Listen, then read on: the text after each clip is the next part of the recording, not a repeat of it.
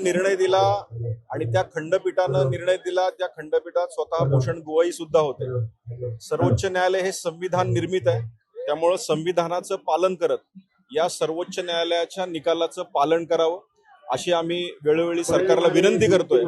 आज महाराष्ट्रभर ही आंदोलन होत आहेत आणि आजच्या आंदोलनात विशेष म्हणजे या पिंपरी चिंचवड शहरातील वाल्मिकी समाज, मादिगा समाज, ढोर समाज आणि मातंग समाज हे असे सर्व समाज या ठिकाणी एकत्र आलेले आहेत. त्याचे सर्व नेते एकत्र आले आहेत आणि आरक्षण उपवर्गीकरण लवकरात लवकर सुप्रीम कोर्टाच्या निर्णयाप्रमाणे लागू करा अशी विनंती आम्ही सरकारला करतोय. जे डॉक्टर बाबासाहेब आंबेडकरांनी संविधान लिहिलं, संविधानामध्ये समानतेचा नारा त्यांनीच दिला.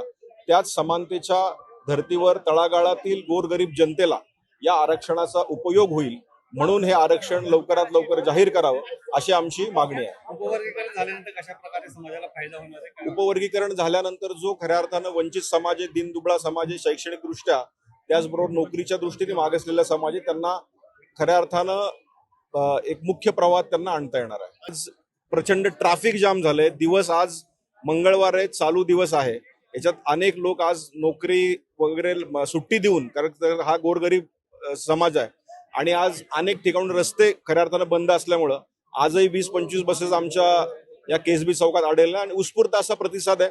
या ठिकाणी सगळ्यांना आम्ही फक्त आव्हान केलं होतं आणि आव्हानाला प्रतिसाद देत सगळे समाज या ठिकाणी एकत्र झाले. ग्रामीण भागातले आपल्याला